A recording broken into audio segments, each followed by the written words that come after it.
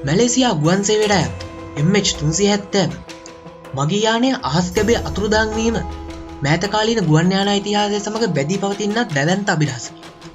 MH370 ගුවන් යානය අතුරුදහන් වී පසුගිය මාර්තු 8 වෙනිදාට 11 වෙනි සංවත්සරයේ සපිරෙනවා. එන්න ඒකත් සමග මේ පිළිබඳ කතාබහ තවත් අලුත් වෙන්න ගත්තා. ගුවන්ගත වීමෙන් අනතුරුව වැළැක්විය නොහැකි කාර්මික දෝෂයකට මෙම යානය ලක් වූවාද? එසේත් නොමැතිනම් සංවිධානාත්මක අපරාධ කල්ලියකගේ පැහැර ගැනීමකට යානය නතු වූවාද? යම් රටක් ගුවන් යානයට යම්කිසි බාධාවක් කළාද? MH370 නියමුවා එම යානය කඩා වැටීමට සැලැස්සුවාද? යන ගැටලු තවමත් මෙම අතුරුදහන් වීම සම්බන්ධයෙන් ඉතිරිව පවතින විසඳුම් නොලත් ගැටලු කිහිපයකි. ඉතින් කතා කරමු මේ පිළිබඳව එකතු වෙලා ඉන්න මේ රස පිරුණු කතාබහත් එක්ක.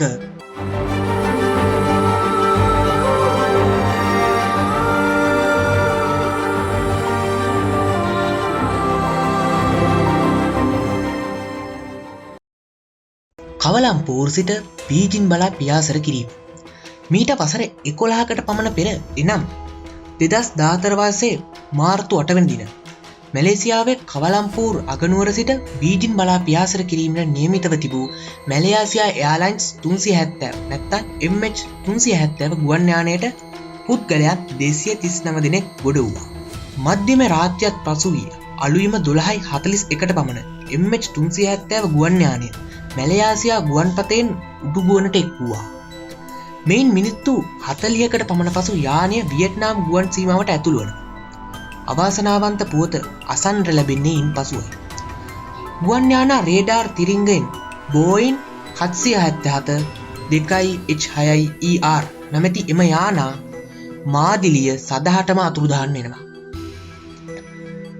මැලේසියා ගුවන් ගමනේ මෙහෙයුම් මැදිරිය වියට්නාම ගුවන් සීමාවට ඇතුල් වූ පසු මෙම යානය හා සම්බන්ධ වීමට වියට්නාම ගුවන් ගමන් මෙහෙයුම් මැදිරියට අවස්ථාව සලසා දීම ගුවන් ගමන් සේවාවේ දක්නට ලැබෙන සාමාන්‍ය දෙයක්.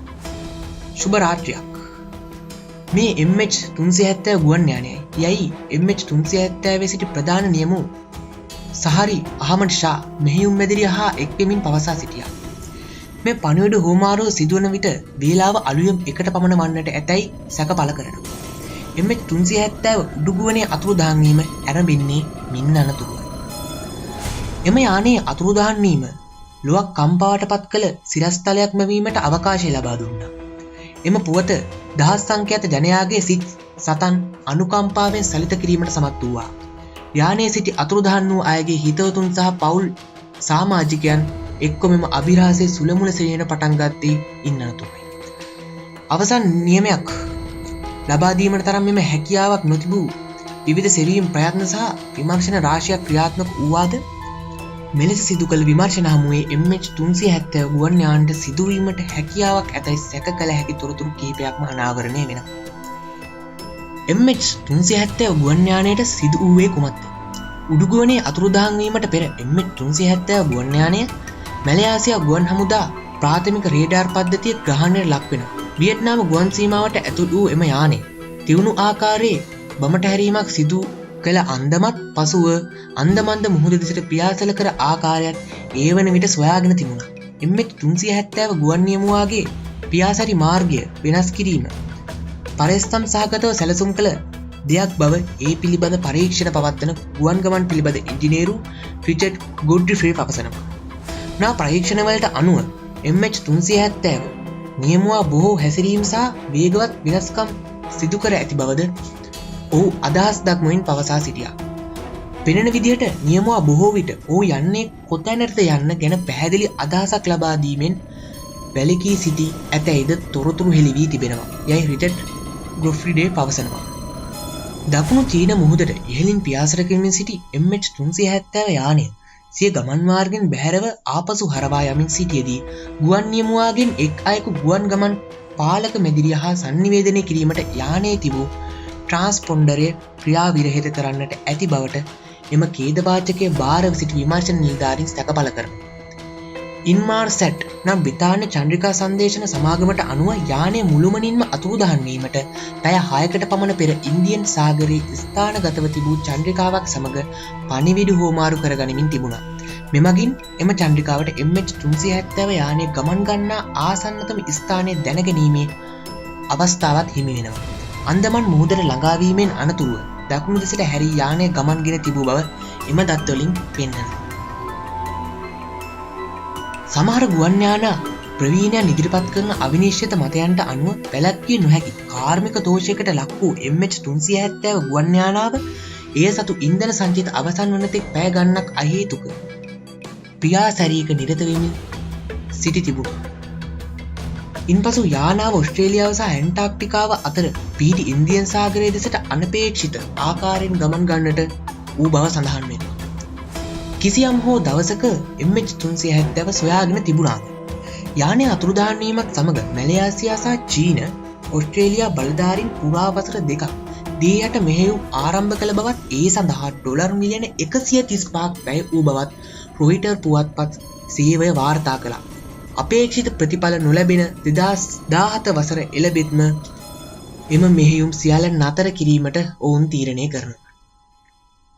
ඉන්පසුව එළඹෙන 2018 වසරේදී මැලේසියාව මහා සයුරේ අතුරුදහන් වූ සුන්බුන් සොයන සමාගමක් වන ඕෂන් ඉන්ෆිනිටි හා එක්ව MH370 යානය සොයාගත හොත් ඩොලර් මිලියන 70ක මුදලක් ගෙවීමට පොරොන්දුව මත ඉන්දියන් සාගරයේ සිසාරා දැවැන්ත තියයට මෙහෙයුමක් සිදු කිරීමට මූලික අඩිතාලම දානවා. මේ මෙහෙයුම අඛණ්ඩව පවත්වාගෙන යාමට තරම් ප්‍රමාණවත් දත්ත නොමැතිවීම හමුවේ එම උත්සාහයද නිරර්ථක වෙනවා. යානයේ සුන්බුන් වෙරළට පැමිණීම. MH370 යානය අතුරුදහන් වී ටික කලකට පසු එහි සුන්බුන් කිහිපයක් අප්‍රිකානු වෙරළ තීරයේ සහ ඉන්දියන් සාගර දූපත් අසලට ගසාගෙන ගොස් ඇති බව වාර්තා වුණා. බොහෝ විමර්ශකයන් අනුමාන කළා එම සුන්බුන් MH370 ගුවන් යානයට අයත් ඒවා වන බව. ඒක එලෙසම වුණා. අනතුරු සිදුවන අවස්ථාවේ යානයේ සිටි මගීන් සහ කාර්ය මණ්ඩලය සමාජිකයන් සියල්ල මියගිය බවට මැලේසියානු රජය අනුමාන කළේ 2015 වසරේදී. යානයේ අතුරුදහන් වීම අනතුරක් විය හැකි බවත් ඔවුන් එහිදී පවසා සිටියා. මෙම කෛතවාසකය සිදු වී වසර 11ක් ගත වුවත් යානය අතුරුදහන් වූයේ කුමන විචල්යක් මත පදනම්ද යන්න මැලේසියා විමර්ශකයන්ට තවමත් හඳුනා ගැනීමට නොහැකිව පවතිනවා. ගුවන් යානයේ සිටි අයගේ පවුල් සමාජිකයන් මැලේසියානු රජයෙන් නැවත ඉල්ලා සිටින්නේ ඕෂන් ඉන්ෆිනිටි ආයතනය සමග එක්ව ඉන්දියන් සාගරය පුරාවට මෙම සෙවීම් මෙහෙයුම නැවත ආරම්භ කරන ලෙසයි. මැලේසියා රජය ඕෂන් ඉන්ෆිනිටි සමග නැවතත් එක්ව කටයුතු කරන්නේද නැද්ද පිළිබඳ කිසිදු තොරතුරක් ඒ වන විට සඳහන්ව තිබුණේ නැහැ. මැලේසියා ප්‍රවාහන අමාත්‍ය ඇන්තනි ලෝකේ යානා අනතුරේ වින්දිතයන් වෙනුවෙන් එකල පැවති අනුස්මරණ උත්සවයකදී පවසා සිටියේ MH370 අතුරුදහන් වීම නැමැති පුස්තකය වසන්නට අවශ්‍ය බවයි. නමුත් විශ්වාසනීය තොරතුරු ඉතිරිව ඇතනම් පමණක් යානය සෙවීමේ අමතර මෙහෙයුම් ක්‍රියාත්මක කිරීමේ අවකාශය පිළිබඳ සොයා බලන බව හිතම වැඩිදුර පවසා සිටියා. අනතුරින් පසු මැලේසියා ගුවන් සේවය ක්‍රියා කළ ආකාරය. යානය අතුරුදහන් වීමෙන් පසු මැලේසියානු ගුවන් සේවය ඒ හානි පූර්ණය කළ යුතු අතර MH370 අනතුර හා සම්බන්ධ විද්‍යාඥයන්ට ගෞරවයක් මිනිස එම අනතුර හා සම්බන්ධ ප්‍රචාරණ ව්‍යාපාර අත්හිටුවීමට කටයුතු කළා. මැලේසියා ගුවන් සේවයේ ප්‍රධාන විධායක අහමඩ් ජවහාරි යන්සා එම සිද්ධියෙන් මාසකට පසු ජනමාධ්‍ය හා පවසා සිටියේ මේ වන විට මූලික අවධානය යොමු ඇත්තේ අනතුරින් පීඩාවට පත් අයගේ පවුල්වල චිත්තවේගීය අවශ්‍යතා පාලනය කිරීම සහ මූල්‍ය අවශ්‍යතා සපයා දෙමින් ඔවුන්ට හැකියාවන දැක බලා ගැනීම කිරීම සිදු කර යුතු බවයි.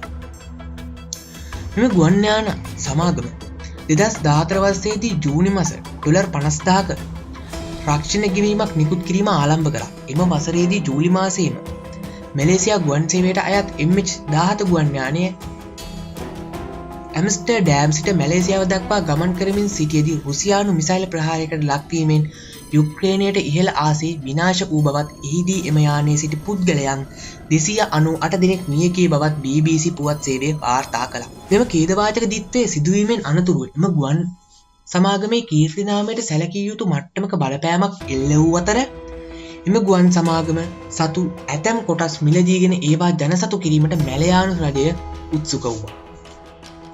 MH370 අතුරුදන් වීම හා සැබැඳි අනුමාන ඉමක් කොනක් නොපෙනෙන අහස් ගැබේ MH370 ගුවන් යානය අතුරුදහන් වීමෙන් අනතුරුව යානයේ ගමන්ගත් මගීන් ලයිස්තුව සියුම්ම පරීක්ෂාවට ලක් කිරීමට ගුවන්තොටුපළ බලධාරීන් පියවර ගත්තා. එලෙස මගී ලැස්තුව පරීක්ෂාවට ලක් වෙද්දී සොරකම් කළ විදේශ ගමන් බලපත්‍ර දෙකක් සමග යානයේ ගමන් කළ විදේශික සරණාගතයන් දෙන්නෙක් ඔවුන්ගේ සැකයට භාජනය වෙනවා. උන්ගේ ගමනාන්තය වී ඇත්තේ බීජිං නුවරයි.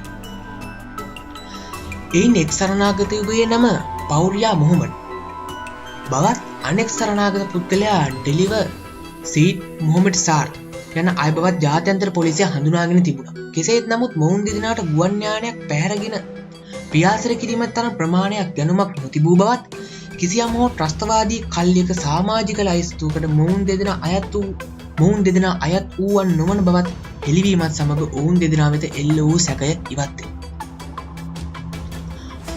ගුවන් නියමුවන් තුළ මානසික ව්‍යාධියක් පැවතියාද? අනිත් උපකල්පනය වූවේ යානයේ පියාසල කළ ගුවන් නියමුවන් දෙදෙනා සතුව පැවති කිසියම් මානසික දුර්වලතාවයක් හේතුවෙන් එම යානය අතුරුදහන් වූ බවයි. පසුව එම නියමුවන් දෙදෙනාගේ පියාසරි වාර්තා පියාසරි පුහුණුවීම්වලදී දැක් වූ දක්ෂතා සහ ඔවුන්ගේ මානසික සහ කායික සෞඛ්‍ය මට්ටම් පරීක්ෂා කළ විමර්ශන නිලධාරීන්ට දැක ගැනීමට හැකිවූයේ සැකයක් උපද්දවන තරමේ කිසිවක් ඒ තුළ අන්තර්ගතව නොතිබූ බවයි. මීට අමතරව එම ගුවන් නියමුවන් දෙදෙනාට ලබා දුන් යාවත්කාලීන පුහුණු සැසි මෙහෙය වූ පුහුණු උපදේශකයන්ගේ අදහස් සහ ඔවුන් ලබා දුන් ඇගයීම් වාර්තාද එහිදී සැලකිල්ලටගෙන තිබුණා. MH370 ගුවන් යානයේ ප්‍රධාන ගුවන් නියමුවා ලෙස කටයුතු කළේ 53 වසරේ සහරි අහමඩ් ෂායි. හෙතම 1981 වසරේදී කැඩෙට් ගුවන් නියමුවෙක් ලෙස මැලයාසියා ගුවන් සේවයට සම්බන්ධ වූ අතර වාණිජ ගුවන් නියම බලපත්‍රය ලබා ගැනීමෙන් පසු 1983 වසරේදී වාණිජ ගුවන් සේවයට එක් වූවා. MH370 ගුවන් යානයේ සහාය නියමුවා ලෙස කටයුතු කළ තිබුණේ 27 හැවිරිදි ෆාරික් අබ්දුල් හමීද් නැමැත්තාය. ගුවන් යාන ඉංජිනේරුවරයා MH370 පැහැරගත්තාද? අනිත් සැකේ එල්ල වනුයේ ගුවන් යානයේ ගමන්ගත් ගුවන් යාන ඉංජිනේරුවරයෙකුටයි. හෙතම ගුවන් යානය පැහැරගෙන ගොස් ඇති බවට එල්ල වූ සැකය සමග එම ගුවන් යානයේ ඉංජිනේරුවරයා සම්බන්ධයෙන් පුළුල් පරීක්ෂණයක් ආරම්භ කිරීමට විමර්ශන බලධාරීන් උත්සුක වූවා. එම ගුවන් යාන ඉංජිනේරුවරයා 29 හැවිරිදි වියේ පසු වූ අතර පෞද්ගලික ජෙට් සමාගමක සේවය කළ බව ඔහුගේ සමාජ මාධ්‍ය පිටුවක සඳහන්ව තිබුණා. කෙසේ නමුත් ඔහුගේ මව්පියන් ලබා දුන් ප්‍රකාශ සහ ඔහු පිළිබඳ සිදු කළ ගැඹුරු පරීක්ෂණ කිරීමේදී මොහුට විරුද්ධව ප්‍රමාණවත් සාක්ෂි නොමැති වීම හමුවේ ඔහු වෙත එල්ල වූ සැකය යම් තාක් දුරට අවම වෙනවා. යානය ප්‍රවාහනය කරමින් තිබූ ලිතියම් අයන් බැටරි තොගය උඩුගුවනදී ගිනිගත්තාද? සැලකිය යුතු මට්ටමක ලිතියම් අයන් බැටරි තොගයක් යානය අතුරුදහන් වන අවස්ථාවේ එහි ප්‍රවාහනය කරමින් තිබීමද විමර්ශක නිලධාරීන්ගේ සැකයට හේතු වන තවත් කරුණු. කිලෝග්‍රෑම් 221ක් බරකින් යුත් ලිතියම් අයන් බැටරි තොගයක් යානයට පටවා තිබූ බව එම නිලධාරීන් එහිදී සොයාගෙන තිබුණා. ගුවන් යාන විශේෂඥයින් ක්ලයිව් අරියු පවසා සිටි මෙම ලිතියම් අයන් බැටරියක අන්තර්ගත එක් සෛල විද්‍යුත් කාන්දුවක් ඇතිව ගින්නක් හටගතොත් යානය තුළ විවසනකාරී පිපිරීමක් ඇතිවීමට හැකියාවක් ඇති බවයි. මෙම ගින්න පාලනය කළ නොහැකි මට්ටමකට පත් වූ පසු ඉන්දියන් සාගරයේ ආසන්නයේ ප්‍රදේශයකදී යානය ගිනිගෙන විනාශ වීමට හැකියාවක් පවතින බවත් ඔහු අනුමාන කර සිටිනවා. යානයේ පැවති වායු පීඩක තත්ත්වය ප්‍රමාණවත් නොවුවාද? අනෙක් අනුමාන අවස්ථාව වන්නේ ගුවන් යානය තුළ ප්‍රමාණවත් නොවන වායු පීඩක තත්ත්වයක් දක්නට ලැබුණු බවයි. ගුවන් යානාවක් තුළ ප්‍රමාණවත් වායු පීඩක තත්ත්වයක් නොමැතිවීම ඒ තුළ වායු පීඩනය යම් අවපාතයක ලක් කරවන අතර මෙවන් තත්ත්වයක් යටතේ යානාවේ මගීන් සහ අනෙකුත් කාර්ය මණ්ඩලය සමාජිකයන්ට හයිපොක්සියා නොමැති තත්ත්වය වැළඳෙනවා. ඒ කියන්නේ ඔක්සිජන් ඌනතාවය. මෙහිදී ගුවන් නියමුවන්ට යහපත් සිහියකින් යුතුව ගුවන් යානයේ පැදවීමට නොහැකිව අනතුරට ලක්වීමට හැකියාවක් පවතින බව සඳහන් වෙනවා. මෙම කල්පනය ඔප්පු කිරීමට ප්‍රමාණවත් සාධක හමුව තිබුණේ නැහැ. ත්‍රස්ත කල්ලියක පැහැර ගැනීමට යානය නතු වුණා. ගුවන් අනතුර හා බැඳි අවසාන සැකයේ ලෙස ත්‍රස්ත කල්ලිකගේ පැහැර ගැනීමට ගුවන් යානය ලක් වූ බවත් යානය පැහැරගත් පසු ත්‍රස්ත කල්ලිය ට්‍රාන්ස්පෝඩරය සිතාමතා අක්‍රිය කළ බවත් මෙහිදී අනුමාන කරනවා. MH370 යානය ගොඩබිම් ප්‍රදේශයකට නිරුපද්‍රිතව ගොඩ බෑ බවත් ඉන් අනතුරුව යානයේ සිටි සියලුම මගීන් ත්‍රස්ත කල්ලියේ අවාසනාවන්ත ගුතුරු බවට පත් වූ බවත් මෙහිදී ඔවුන් උපකල්පනය කරනවා. අවසානයේම ට්‍රස්ත කල්ලි යානයේ තිබූ සමහර කොටස් ගලවා හෝ විනාශ කර දමා විමර්ශන නිලධාරීන් නොමග යැවීමට ඒවා මුහුදට විසි කරන්න ඇති බවයි සඳහන් වෙන්නේ. එහෙතින් සඳහන් කළ සිදුවීම් සියල් විමර්ශන නිලධාරීන්ගේ සිත තුළ උපත් අනුමානයක් පමණක් බවත් ඒවා හරිහැටි ඔප්පු කිරීමට ප්‍රමාණවත් සාධක මේ මොහොත වන විටත් හමුවී නැති බව සඳහන් වෙනවා. M370 යානයේ ගමන්ගත් මගීන්ගේ පවුල්කල සමාජිකයන් නෑදෑයන් සහ හිතවතුන් බලා සිටින්නේ යලි කවදා හෝ තමා හමුවට ඔවුන් පැමිණේවි කියා. MH370 යානයේ අභිරහස් අතුරුදහන් වීම පිළිබඳ MH370 The Plane That Disappeared නමින් කතාමාලාවක් Netflix ආයතනයේ නිදහස් කළා. මේ යානයේ අභිරහස අතුරුදහන් වීමට පවතින සියලු හේතු එමගින් සාකච්ඡාවට බඳුන් කරනවා. ඒ කතාමාලාව එළි දකින්නේ MH370 ගුවන් යාන අතුරුදහන් වී එළඹුණු 2023 වසරේ 9 වෙනි සංවත්සරයට සමගාමීව. ඉතින් මම හිතනවා මෙන්න මේ අභිරහස පිළිබඳ ඔයාට යම්කිසි අවබෝධයක් ලැබෙන්නේ නැති කියලා. යම් දෙයක් දැනගන්න නැති කියලා. මේ අභිරහස හරියට මොකක්ද කියලා ඔයා දැනගන්නේ නැහැ. ඉතින් මේක ගැන හිතුනේ මොකද්ද? මේ යානයට මොකක් වෙන්නේ නැද්ද? පල්ලෙහාන් ක්‍රමන් කරන්න. ඉතින් එකතුලා ඉන්න තවත් මේ වගේ රස පිරුණු කතා බහක් එක්ක